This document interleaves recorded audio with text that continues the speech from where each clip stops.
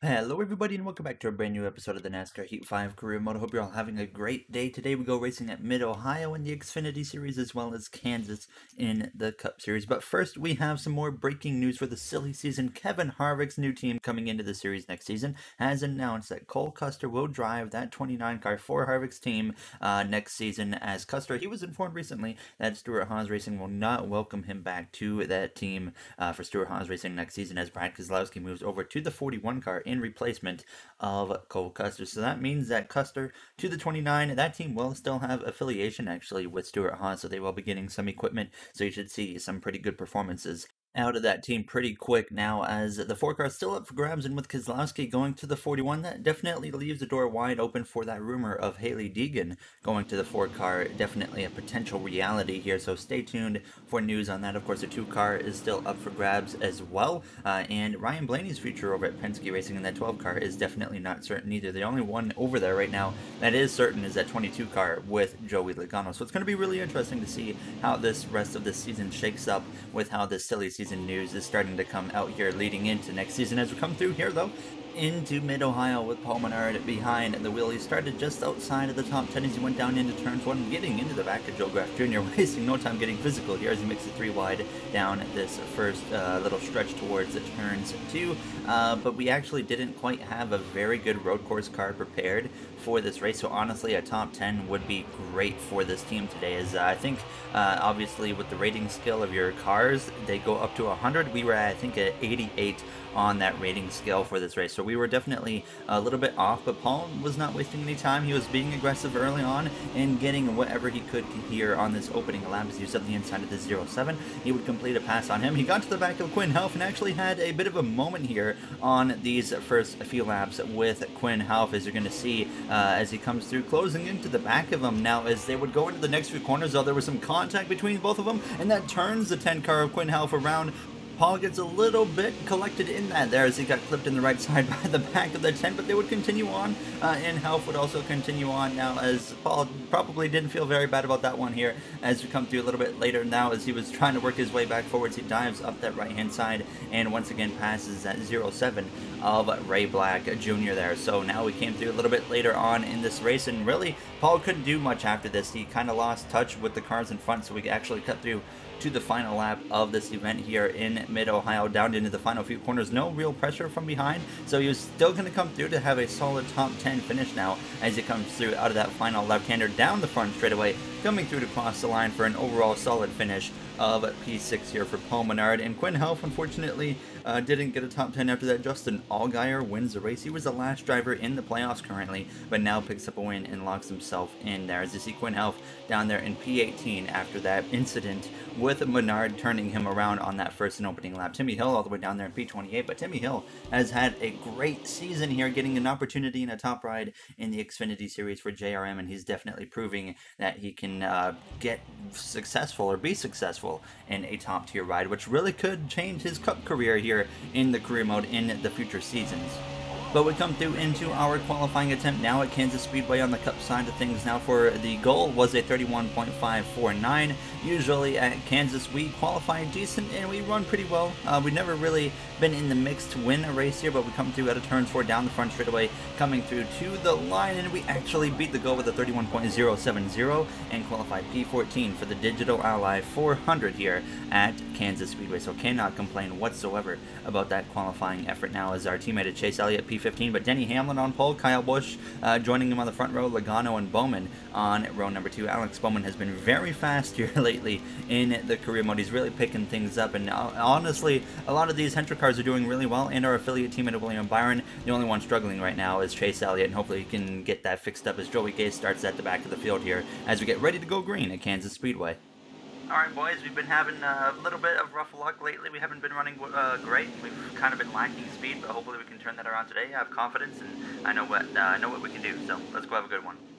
there you hear myself on the radio just kind of mentioning that we've definitely been struggling over the last few races here in the career mode. Last episode of Charlotte didn't go like we wanted it to. We actually got a stage win, but definitely didn't finish how we wanted. As De Benedetto starts at the back after replacing a transmission before the race, and William Byron crashed during qualifying, so he is sent to the back as well. He actually qualified up towards the front. Now he will be starting at the very back of the field. Now is ready to take the green flag for the Digital Ally 400 at Kansas Speedway. Now as the green flag is out from P13 for us here, right behind the 4 of Kevin Harvick. Harvick just announced that Cole Custer will be driving his 29 car next season in the career mode. Harvick obviously being in his final season of his Cup Series career, still looking for that first career, or not first career win, but that first win of the season. And with the way the playoffs are shaping up to be right now, there's only about 4 or 5 drivers, I think it is, that are currently in on points, and we still have a lot of regular season racing to go. So we very well could completely fill up the 16 playoff driver grid with all drivers that manage to pick up a win, which could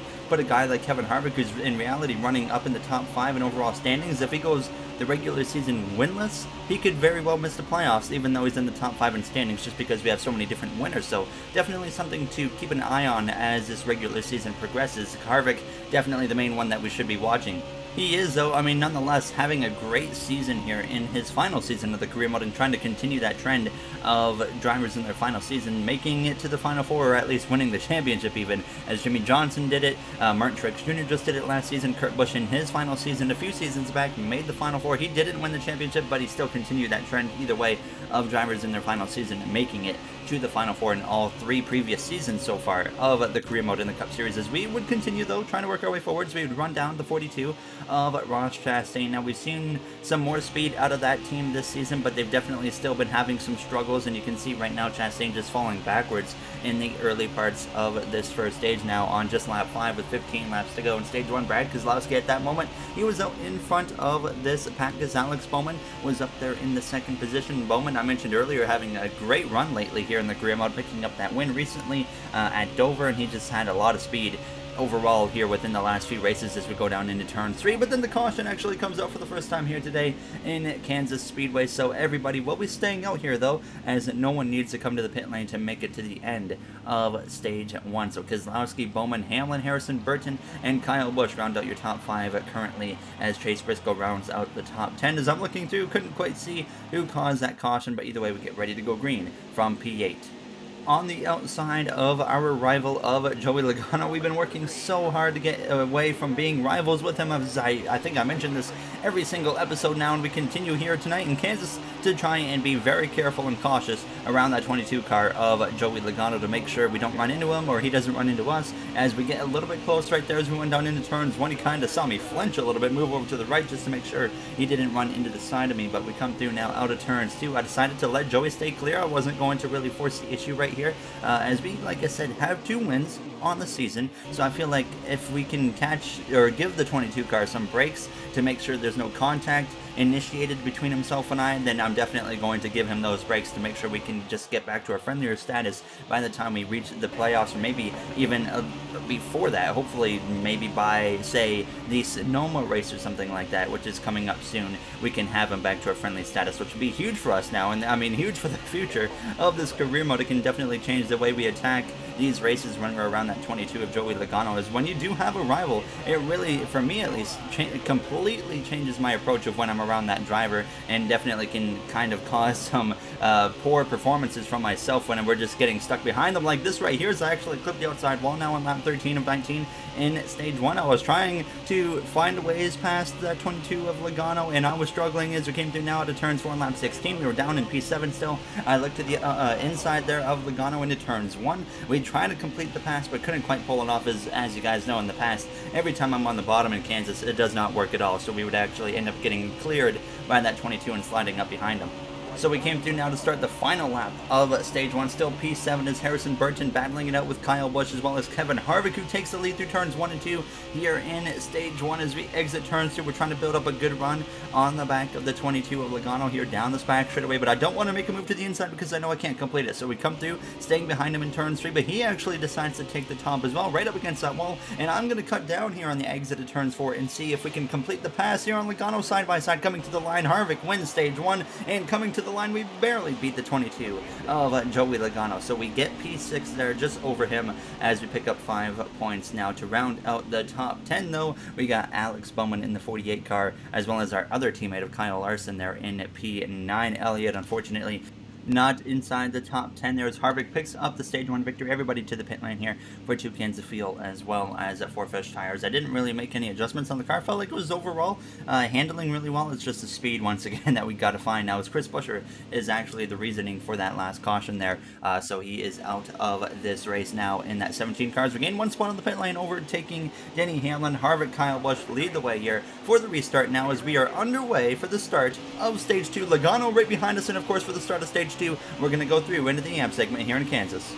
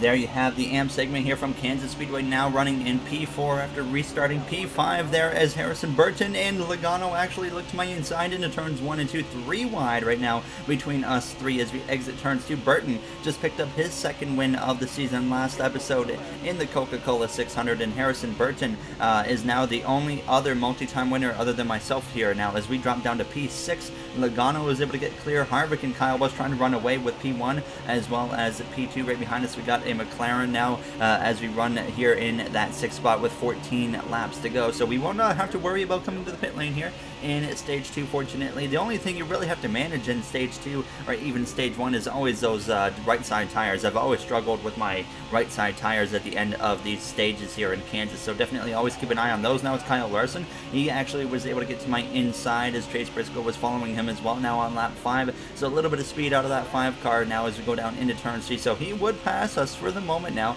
as Kyle Busch, he had also passed Kevin Harvick for the lead. So Busch out front now, looking for his 2nd win of the season as we continue to battle it out with Larson now with 12 laps to go in stage 2. But you see right there, he does get clear of us as we dive down into the corner. Tyler Reddick, Brad Keselowski, they were all up in the mix as well. Keselowski would end up driving right by me here on lap 7, so we continue to fall down the order. William Byron, who started at the back of the field but qualified really well, he was moving his way finally up into the top 10, and he ran me down here. As you can see, he's right in my mirror now as we come through out of turns 4. He had gotten to my inside, and Harvick, he had retaken the lead from Kyle Busch, but now William Byron, he was in the same spot as Keselowski just was, where he just completely blows my doors off, and we drop down to P9 with 10 laps to go in the stage. So definitely going to have to keep an eye on that 88 car William Byron now, as there's actually in trouble in front of us there. A caution would come out here midway through stage 2, and it was Harrison Burton blowing an engine just after his 2nd win of his Cup Series career last episode. He will actually be out of the race there. As you also see Derek Kraus coming into the pit lane, as well as John Hunter Nemechek and Joey Gase, but we would stay out again. Burton, once again, like I just mentioned, DNFs from this race, so him as well as Chris Buescher heading home early tonight here for the Digital Ally 400. Now as we're back underway with just 7 laps to go in stage 2, now coming through to cross the line to 6 laps to go, right behind that 88 of Byron. Like I just mentioned, you got to definitely keep an eye out for that 88 car here as we go down into turns 1. Byron, a very up and down season for him. He's right now just barely inside the playoffs, one of the final cars in on points right now, but we also mentioned earlier how there's only a few spots already up for grabs right now on points, as we've had so many different winners. Now as we go down into turns 3 behind us, we got Briscoe side by side with his teammate of Matt DiBenedetto in that 10 car, and you look at DiBenedetto, a car or a driver that won multiple races last season, so far this season winless, and that could really bite him here when we get to the end of the regular season, as he could very well end up missing the playoffs just simply because he didn't win a race now, as Harvick continues to lead over second place of Denny Hamlin. Kyle Busch side by side with Brad Keselowski as they exit turns 2. Keselowski clears the 3-time champ of Kyle Busch here, as we would continue though running this outside lane here into turn 3 now on lap 14. Logano, he had actually moved back up to that outside lane, and we get right to the back of him here as we exit turns 4, as Byron clears the 22. I take it to the inside. I saw that coming when he was sliding up, so I knew the 22 would check up, so we get clear of Logano. Look to the outside there, Byron with 3 laps to go into now stage 2, as we are running once again P6. It seems like we have right about a 6th to a 8th place car, it felt like, at this point here, and we just really couldn't get any further than that now as we come through to 2 laps to go in stage 2. Byron continuing to move forwards. He passes Denny Hamlin and takes over 4th. Hamlin drops back into P5 now as we came through right to his back bumper. Now we came through to start the final lap of stage 2. Kevin Harvick running away with the stage victory, so trying to sweep stage 1 as well as stage 2 here as we try to get to that outside of the 11. Couldn't quite build up the momentum on the exit of the corner that I needed, so we are going to have to give it one last opportunity here into turns 3 and 4 now as Hamlin takes the top lane. This is exactly what happened between myself and Logano at the end of stage 1, and we're going to do the same move on Hamlin that we did to Logano. We kind of just come down to that inside right on his door, but it's not going to quite work this time. Right there on his quarter panel, but we cross the line behind Hamlin and get P6 here in stage 2. I was trying really hard to side draft him and pull him back, but couldn't quite pull it off there as Kevin Harvick sweeps both stage 1 as well as stage 2. I mean, we got a solid car, but I just don't quite have the speed in it that I need to be able to run up there like with Harvick and them. So we'll do what we can. I think we can make a few adjustments here and see what happens.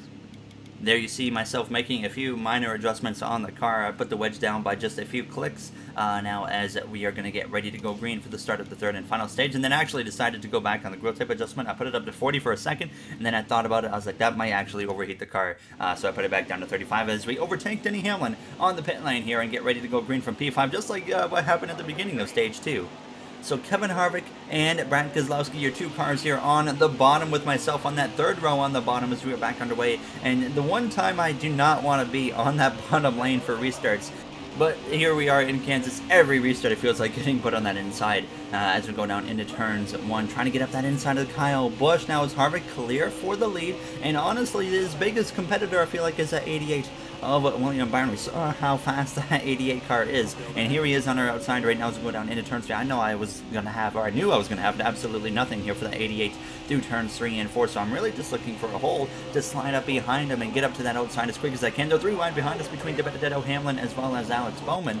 As we come through, though, to complete that first and opening lap of this 3rd and final stage, still can't quite find a way to get up to that outside here as that 88 looks like he's actually going to be able to get clear of us on the exit of turn 2. Now I take my opportunity. I slide up in front of the 10 of DiBenedetto, who's still 3 wide, by the way, with Hamlin and Bowman down the back straight away for a brief moment here as we go down into turns 3. Now DiBenedetto trying to get up our inside, but can't quite pull it off now as we exit turns 4. But you can just see that the car really was lacking that pace that we needed here. The car felt great in terms of handling, but you can see those 4 drivers in front of us, Byron, Kyle Busch, Keselowski, Harvick, they all just continue to drive away. Denny Hamlin, he would actually end up getting to my inside here on lap 45. I knew another driver like him was much faster than myself in this race, so I didn't really have much fight for him as we went down into turn 3.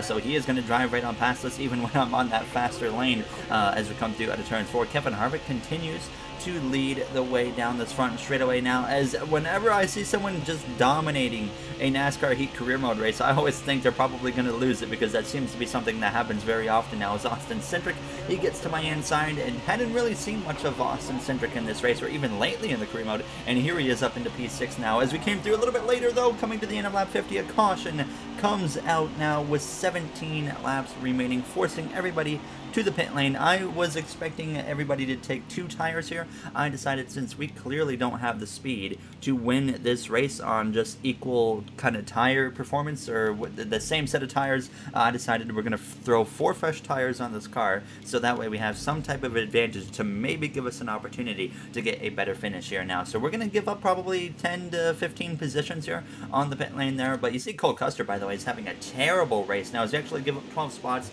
dropped down to P19 here for the restart. Having 2 wins already on the season gives us the freedom to do something like this here and just go for anything now. So we're back underway with 15 laps now, 14 laps to go when we cross the line here at Kansas Speedway in the Digital Ally 400. Kevin Harvick won the race off with the pit lane. William Byron is right behind him. This is William Byron's first opportunity to go for the lead now since he's been working his way from the back to the front for this whole race, as we have right behind us Ross Chastain side by side with the Red Bull Racing Team driven by Kasey Kahne there in that 82 car as we go down into turns 3. A few kind of moments of hope for that Red Bull Racing Team have happened this season, but clearly they're not really going to be a playoff contending team. But this first season for that team, their goal was to just kind of get their foundation set and figure out where they need to go in the future. And now Kasey Kahne's going to be a great asset for them to help them get that decided now, as they probably are going to look for a younger driver next season in the career mode. As we go 3 wide between Bubba Wallace and Tyler Reddick here on lap 56, actually make a little bit of contact there with the 23. That was all my fault. I just got a little bit loose, corrected into the side of him. Now we're still 3 wide in the middle as we go down into turns 1, but I drive in really deep to slide up in front of that 23. William Byron was battling it out with Kevin Harvick for that lead position now as we go down into turn 3 now on lap 57, trying to run down the 14 of Briscoe. Now there's actually trouble behind the Stenhouse, goes around there in turn 3, goes up and over actually, as he's going to now land on 4 wheels, but the caution comes out as it's going to be less than 10 laps to go there as he spins it out again. Now as Kevin Harvick, William Byron are going to be your front row, which could be a huge disadvantage for Byron being on that front row now as everybody stays out as we get ready to go back green. Definitely did not expect to see someone go up and over here tonight in Kansas Speedway in what has been a pretty calm race now, but Stenhouse found a way to do it as we were back underway, and clearly this pit call that we made to come in and take 4 tires hasn't worked at all so far. We're now down to 7 laps to go, and we're down in P14. We were running, I think it was P7 at the time of that caution, deciding to take 4 tires instead of 2. So we're hoping that we can at least get 7th or better now as we come through out of turns 2 right on the back of the 14. But then as we went down into turn 3, I would get to that outside of him, make it 3 wide. Here's down the front straightaway we go, coming to 6 laps to go now as we continue making this outside work. We passed Briscoe, Bubba Wallace, we get to the outside of Alex Bowman and Tyler Reddick, and we just continue to move our way forwards. Now up to P11 to the back of Eric Jones in that McLaren. Kevin Harvick still out front, really, I'm sure just hoping that it was going to stay green at this point because he's in a pretty good position as Byron was battling it out with Kyle Busch. But we clear Eric Jones on the exit of turns 4. We get to the outside of Cindric now, looking for P9 as we approach the final 3 laps. Larson battling it out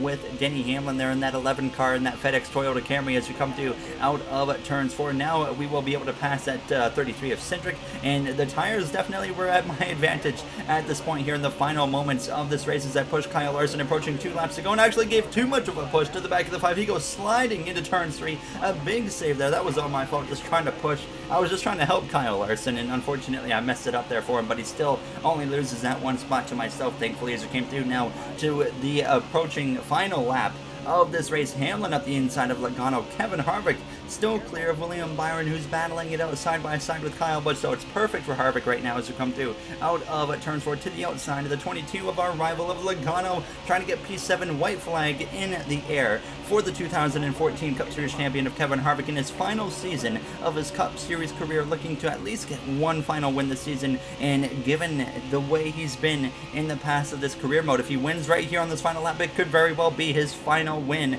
of his Cup Series career as we're right on the back of the 22 of Logano into turns 3 and 4 for the final time here in the Digital Ally 400. We're going to look to get Logano on the exit of turns 4 as we're going to have to try and cut low on the exit of the corner. Sure enough, down the front straightaway, we cross him over. Harvick wins in Kansas, and we barely beat the 22 across the line. Contact down to the line, but that should not matter because that was all AI controlled. So we get P7 here in the Digital Ally 400. Kevin Harvick back to victory lane, and now that will lock Kevin Harvick into the playoffs here. So it's going to at least be a playoff run for Harvick. Will it be a Final Four run? I think this is very unlikely, but with this trend of drivers in their final seasons of the career mode, you never know. Harvick could pull it off and get to that Final Four, but Cole Custer down in P37, and he ran at the very back of the field all race long. Not sure really what was going on there, but the same race he announces he's going to drive for Kevin Harvick, he has a terrible run. Clearly the slowest car on track all race long is right there in the top 10. There's only 2 drivers without a win. That's Chase Elliott as well as William Byron. So both Byron and Elliott having strong seasons, but you're going to see the playoff grid here in just a moment and see where their top 10 points runs are putting them in that playoff grid. And you see it right here. So we now have so many different winners. It is crazy. 14 races, 12 different racers, only 2 multi-time winners, myself as well as Harrison Burton. There's Elliott and Byron of 13th and 14th, Bubba Wallace 15th. Blaney somehow still the final car in the playoffs after a terrible stretch of races continues now. But as always, if you guys enjoyed this episode, you do know what to do. I really appreciate you taking the time of your day to watch this episode. And I would like to, of course, say thank you to the Going Racing members of MJ, Aiden, Joseph 9001, RJ, Timothy, Bubba Jr., Illinois Diecast, Brett Durward, NASCAR Collector 3, as well as Movement. As I always mention, you guys help me out a lot, and I really do appreciate it. And I'll see you guys in the next one. Thank you for watching, everybody, and have yourselves a great day.